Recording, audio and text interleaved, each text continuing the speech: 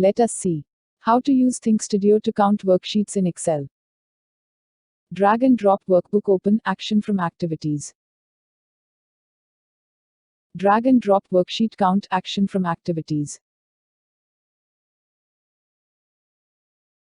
Drag and drop Message Box action from Activities. Stitch all action nodes into a task workflow.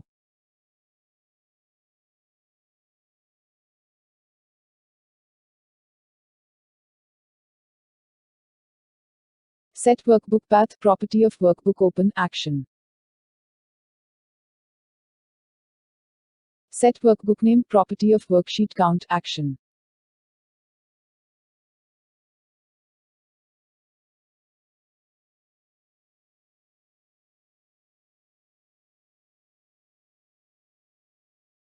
Set Text property of Message Box action to point to count property from Worksheet Count.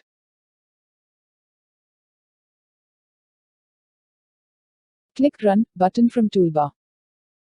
You can see the task is executed successfully.